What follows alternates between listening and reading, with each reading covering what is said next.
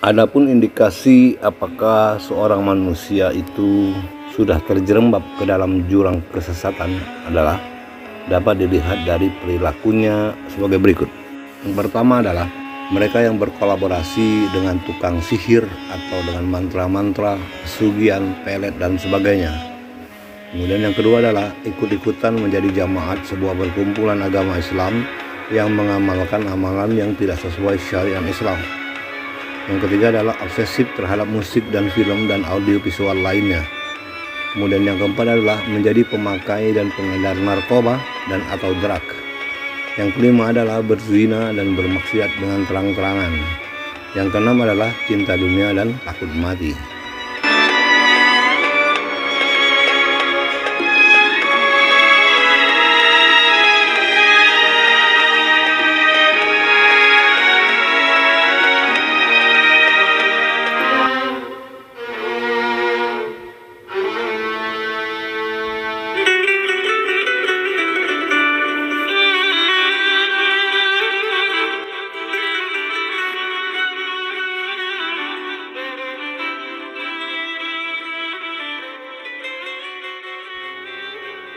Assalamualaikum warahmatullahi wabarakatuh.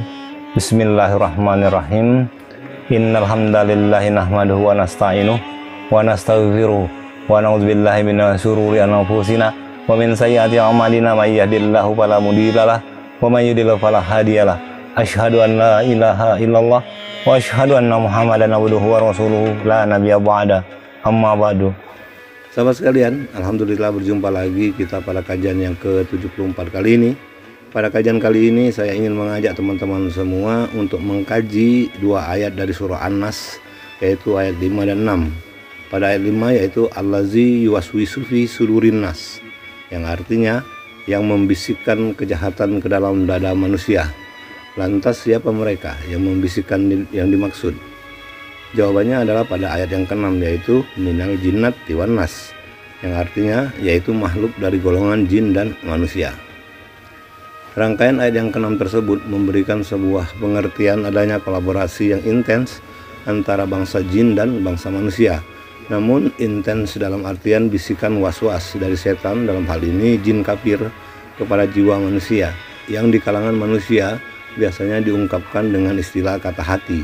Padahal itu belum tentu kata hati, karena hati yang terbelenggu oleh keburukan akan terbungkam, dan yang terdengar oleh telinga batin itu bukanlah suara hati, tetapi resonansi bisikan setan yang ditangkap oleh jiwa. Ini adalah modus setan yang pertama. Kemudian modus yang kedua adalah ketika setan tidak berhasil meresonansikan bisikannya kepada jiwa manusia, maka setan akan memanfaatkan manusia yang lain yang bisa menerima resonansi bisikannya untuk disampaikan kepada orang yang tidak bisa menerima resonansi bisikan was-was dari setan tersebut. Inilah ajang kolaborasi yang saya maksud. Dan kita semua tahu bahwa tiap-tiap misi kejahatan setan adalah terkait erat dengan bangsa jin kafir dan manusia yang fasik, munafik, zindik, nifak, dan kafir pula.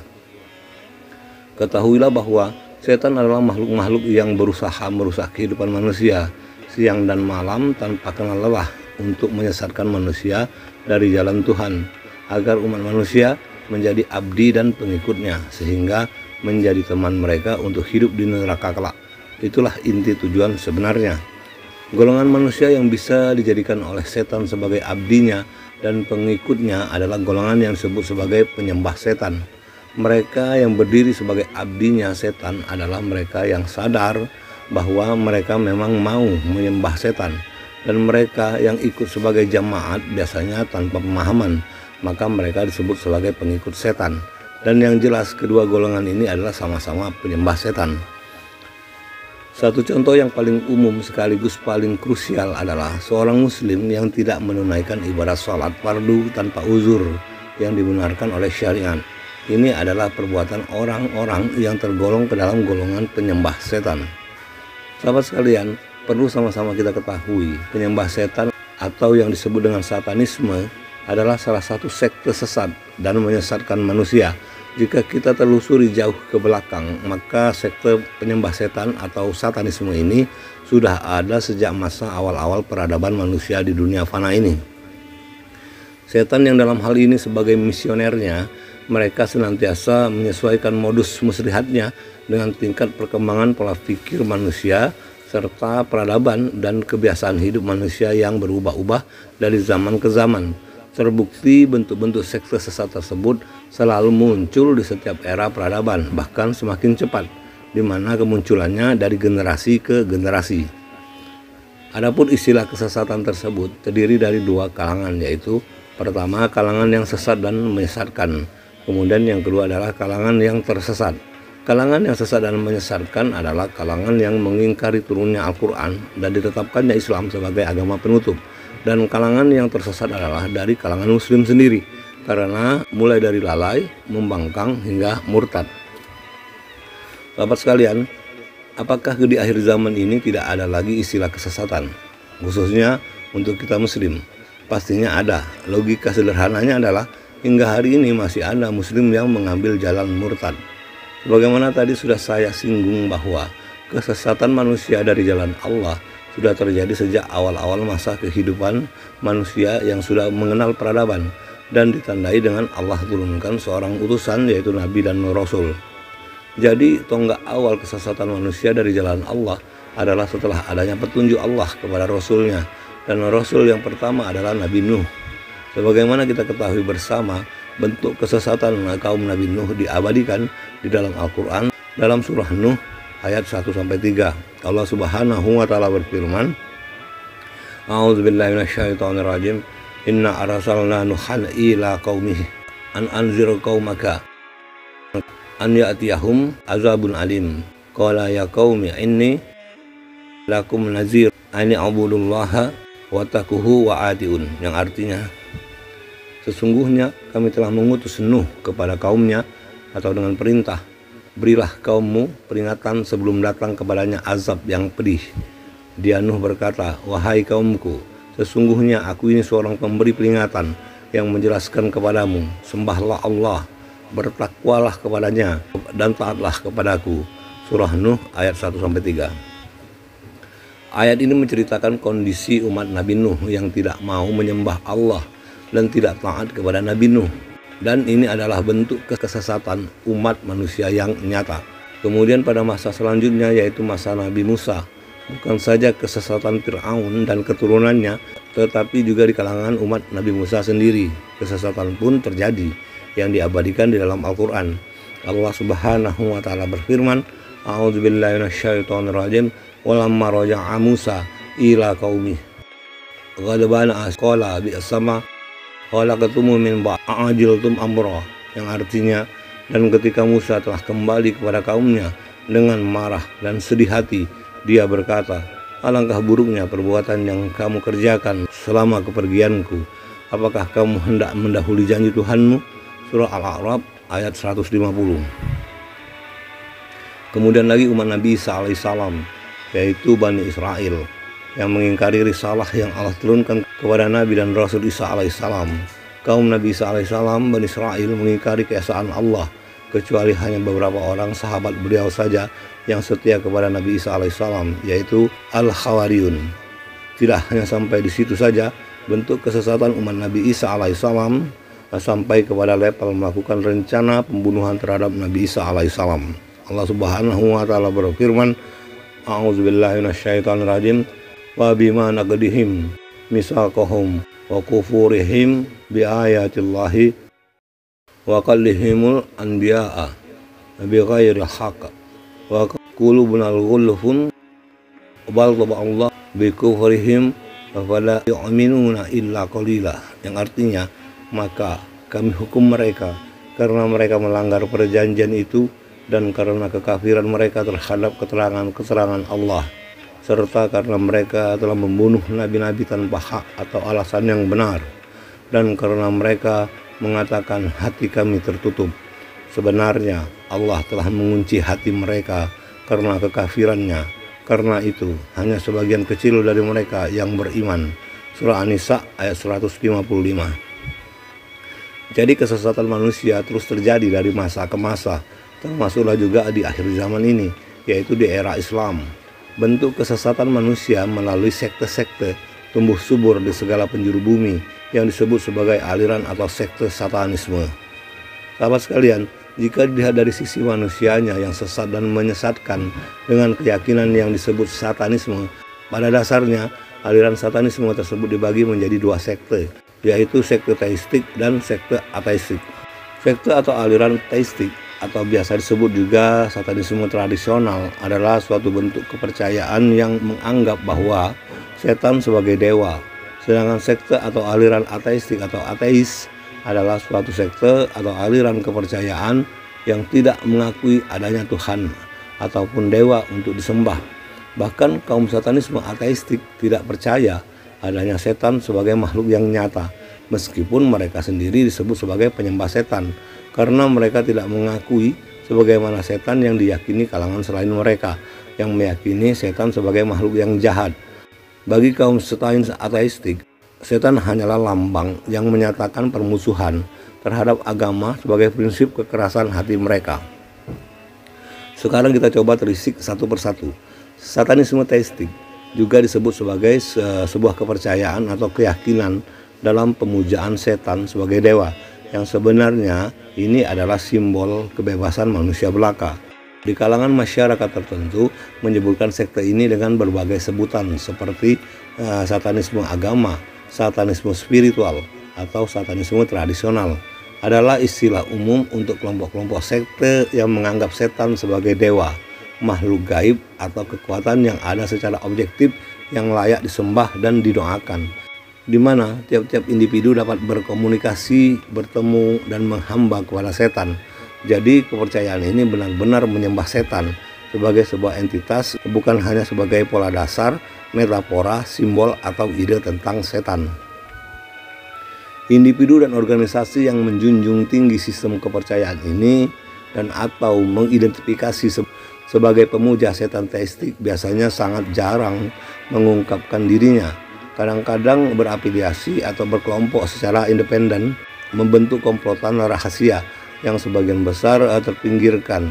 Karakteristik lain yang menonjol dari satanisme teistik adalah penggunaan berbagai jenis sihir. Kebanyakan kelompok satanisme teistik sebenarnya muncul dalam model dan ideologi yang relatif baru. Banyak diantaranya bersifat independen dari agama-agama Abrahamik atau dari penyimpangan terhadap agama Ibrahim, di mana sekte satanisme teistik tersebut merupakan turunan dari penganut jauh sebelumnya, yaitu orang-orang yang menyimpang dari agama Ibrahim. Inilah sekte satanisme teistik itu, berbeda dengan satanisme ateistik. Satanisme ateistik yang penganutnya adalah ateis dan kemunculannya jauh lebih mudah dari satanisme teistik.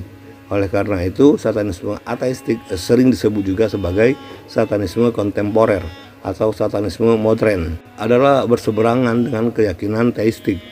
Sekte satanisme ateistik atau modern tersebut justru tidak mempercayai semua sisi gaib, setan, dewa, ruh, Tuhan, dan sebagainya.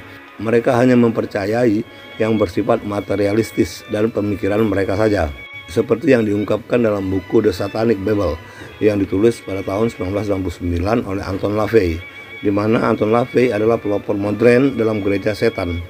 Gereja setan terkait erat dengan eksistensi satanisme ateistik, yaitu sebuah organisasi yang berdedikasi pada penerimaan jasmaniah manusia, men's carnal self. Lapian satanisme atau dikenal juga sebagai ateistik satanisme atau satanisme modern, yang juga merupakan sebuah filosofi yang didirikan pada tahun 1966 oleh Anton LaVey dan terkodifikasi dalam The God of Satanic pada tahun 1969. Sebuah filosofi yang didasarkan pada individualisme, epikurianisme, sekularisme, etika egoisme, dan memuja diri sendiri atau self-deification, dan memiliki pandangan dunia yang naturalisme, sosial darwinisme, dan reptilianis, merupakan simbol yang mewakili kebanggaan, keduniawian, kebebasan, kekuasaan, dan kosmos. Pada tahun 1980-an dan 1990-an, gereja setan dan para anggotanya sangat aktif dalam memproduksi film-film, musik, dan majalah-majalah yang berhubungan dengan satanisme. Gereja setan tidak mengakui organisasi-organisasi lain sebagai pemegang sah satanisme, namun mengakui bahwa seorang tidaklah harus menjadi anggota gereja setan untuk menjadi seorang satanis. Banyak figur-figur publik yang secara publik menjadi anggota gereja setan, Namun oleh karena gereja setan tidak pernah membeberkan informasi ke anggotaannya secara publik, jadi tidak diketahui berapa banyak anggota gereja ini. Jadi inilah gambaran tentang sekte satanisme modern yang sebetulnya evolusi dari sekte satanis ateistik. Terakhir, sekte satanisme modern ini menutup diri akan keberadaannya dengan metode dan prinsip penyebaran sekte tersebut tidak mengikat bahwa seorang tidaklah harus menjadi anggota gereja setan untuk menjadi seorang satanis. Lantas siapakah pelopor dari sekte satanisme modern tersebut pada awalnya? Sahabat sekalian, pelopor sekte satanisme modern pertama adalah Aleister Crowley. Crowley adalah pelopor satanisme modern yang memiliki julukan The Beast. Semenjak kecil ia meninggalkan sekolah dan menjadi anggota Sacred Order of the Golden Dawn.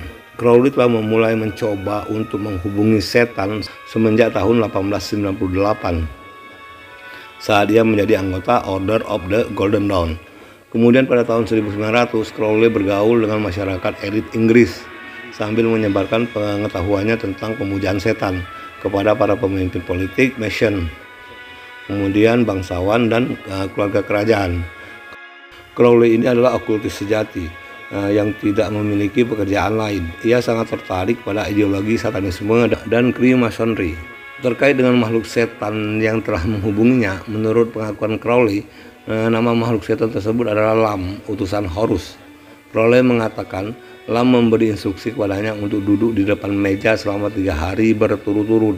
Ketika Crowley melakukannya, kemudian tubuhnya diambil alih oleh makhluk setan tersebut dan tangannya mulai menulis secara otomatis pesan-pesan dari setan.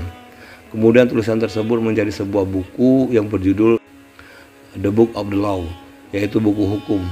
Buku ini meletakkan undang-undang tingkah laku yang sederhana, yaitu lakukan apa kehendakmu, dan itu akan menjadi keseluruhan hukum. Cinta adalah hukum. Cinta dengan kehendak, tidak ada hukum yang melebihi. Lakukan apa kehendakmu. Pada tahun 1912, Crowley menjadi pemimpin Ordo Templi Orientis Inggris yang merupakan keturunan langsung Illuminati Bavaria yang asli. Bahkan Crowley mengklaim bahwa pembentukan Otto adalah untuk membangun kembali Freemasonry kepada akar Illuminati Jermannya. Ajaran Crowley adalah lakukan apa kehendakmu. Ideologi ini adalah agar setan bisa merusak tatanan aturan agama sehingga manusia benar-benar sesat tanpa aturan. Adapun tujuannya adalah untuk menguasai manusia dan menjadi pemimpin yang menyesatkan manusia. Banyak pemusik dan bintang rock menjadi terkenal setelah mempraktekkan ajaran satanisme modern Crowley. Salah satunya adalah Ozzy Osbourne yang menyebarkan ajaran Crowley atau satanisme melalui lagu dan musik kepada kaum muda. Adapun rencana besar yang lain sebagai bagian rencana setan untuk menyesatkan manusia melalui Crowley adalah membawa revolusi obat bius, membukakan pintu untuk masyarakat untuk menggiringnya pada roh jahat. Robert Anton Wilson yang memainkan peran penting dalam revolusi kebudayaan pada tahun 60-an mengatakan dalam bukunya Sex and Drugs, menyatakan bahwa Crowley memainkan peran yang menentukan dalam mengembangkan filosofi ataupun mistik pada revolusi obat bius. Satanisme modern muncul dalam banyak hal. Salah satunya adalah film dan musik. Banyak film yang menceritakan dengan terbuka idiom satanisme serta kisah kuasa gelap atau dark force. Sahabat sekalian, dari uraian terkait dua sekte ini dan pelopor sekte satanisme modern tersebut, dapatlah kita tarik kesimpulan bahwa manusia pelopor kesesatan itu adalah dari golongan manusia dengan latar belakang tidak berpendidikan dan atau golongan orang-orang yang tidak memetik buah baik dari semua ilmu yang dia pelajari. Lalu kemudian mereka mencoba-coba untuk menghubungi setan, yang sebetulnya hubungan dimaksud bukanlah kontak secara fisik atau manusia bisa melihat wujudnya setan. Kolaborasi yang terjadi adalah resonansi was-was dari setan yang ditangkap dan diterjemahkan oleh jiwa yang tersesat dalam entitas resonansi atau suara-suara jiwa yang sering diistilahkan dengan suara hati dan bisa sampai ke tingkat lebih ekstrim lagi, yaitu was-was tersebut seperti suara-suara di dalam kepala objek yang bersangkutan dan atau halusinasi yang kesemuanya menggiring manusia terkait untuk meniti jalan keburukan, yaitu perbuatan-perbuatan yang dilarang oleh syariat Islam. Dalam perspektif Islam, bentuk konkret dari perilaku berhubungan dengan setan itu adalah berbuat maksiat kepada Allah. Misalnya tidak sholat, tidak puasa, tidak berzakat dan sebagainya. kemudian bermaksiat kepada sesama makhluk, misalnya korupsi, menjilat, berzina, menipu, munafik, zindik, dan nifak, dan serentetan perbuatan maksiat lainnya. Dan ketika kita berbicara tentang larangan agama, maka kita harus bersandar kepada agama yang Allah ridhoi, yaitu agama Islam. Inilah tujuan mendasar ayat-ayat Al-Quran yang melarang khamar dan semua yang memabukkan adalah terbukti mengapa pelanggaran tersebut Allah tetapkan. Karena kemabukan atau mabuk dapat menggiring manusia terjerembab ke dalam jurang kesesatan. Dan juga hadis-hadis pelarangan musik yang Rasulullah sampaikan 1400 tahun yang lalu juga bertujuan untuk mengantisipasi umat dari kesesatan. Karena irama musik bisa menjadi jalan bagi setan untuk menguasai jiwa manusia, dan ini sudah banyak terbukti.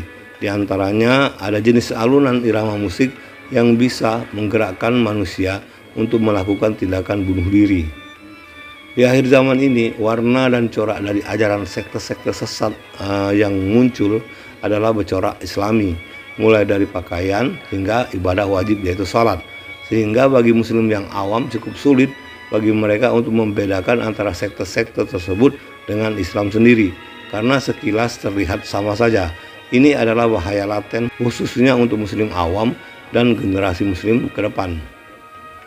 Suburnya pertumbuhan sekte-sekte sesat tersebut mewajibkan kita selaku umat muslim untuk waspada, baik itu dalam kegiatan keagamaan di lingkungan kita dan juga untuk pendidikan anak-anak kita, terutama untuk anak-anak yang bersekolah dengan metode mondok atau pesantren.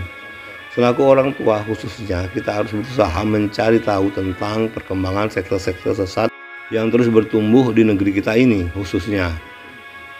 Jangan sampai kita dan atau anak-anak kita menjadi objek penyesatan dari konspirasi teologi yang dilancarkan oleh para pelopor satanisme kesesatan untuk menyesatkan umat manusia seluruhnya. Karena setan dan iblis tidak akan bisa berbuat banyak tanpa bekerja sama dengan bangsa manusia sendiri untuk mencapai misi dan visi mereka untuk menggiring semua keturunan Nabi Adam pada jalan menuju neraka. Karena para pelopor kesesatan umat sesungguhnya mereka adalah minal jinnati wan nas. Adapun indikasi apakah seorang manusia itu sudah terjerembab ke dalam jurang kesesatan adalah dapat dilihat dari perilakunya sebagai berikut. Yang pertama adalah mereka yang berkolaborasi dengan tukang sihir atau dengan mantra-mantra, pesugihan, pelet, dan sebagainya. Kemudian yang kedua adalah ikut-ikutan menjadi jamaat sebuah perkumpulan agama Islam yang mengamalkan amalan yang tidak sesuai syariat Islam. Yang ketiga adalah obsesif terhadap musik dan film dan audiovisual lainnya. Kemudian yang keempat adalah menjadi pemakai dan pengedar narkoba dan atau drug. Yang kelima adalah berzina dan bermaksiat dengan terang-terangan. Yang keenam adalah cinta dunia dan takut mati. Jika ada saudara atau teman atau kerabat dekat kita yang melakoni salah satu dari keenam perilaku tersebut atau salah satunya, maka bisa dipastikan dia sudah terjerembab ke dalam jurang kesesatan. Sahabat sekalian, untuk menggenapkan kajian ini kita perlu juga membahas bentuk-bentuk sekte sesat yang muncul di era ini. Namun berhubung waktu dan ruang membatasi kita, insya Allah untuk tema realitas bentuk-bentuk sekte sesat tersebut akan saya coba sajikan pada kajian berikutnya. Sampai di sini dulu kajian ini, dan semoga memberikan kebaikan yang banyak dan juga semoga Allah meridhoi. Amin ya rabbal alamin. Sahabat sekalian, demikianlah kajian kita kali ini. Semoga dengan kajian singkat ini kita mendapatkan kepahaman yang holistik dan universal. Untuk itu, dan ini saya mohon undur diri. Terima kasih atas segala perhatian dan mohon dimaafkan atas segala kekurangannya. Semua kebenaran yang kita dapatkan dari kajian ini, wabil khusus untuk saya pribadi, bahwa semua kebenaran itu adalah semata-mata dari Allah Subhanahu wa Ta'ala, dan untuk semua kekurangannya adalah mutlak dari diri saya pribadi. Untuk itu sekali lagi saya mohon maaf yang sedalam-dalamnya. Sampai berjumpa lagi pada judul kajian selanjutnya, dan salam tasawuf. Assalamualaikum warahmatullahi wabarakatuh.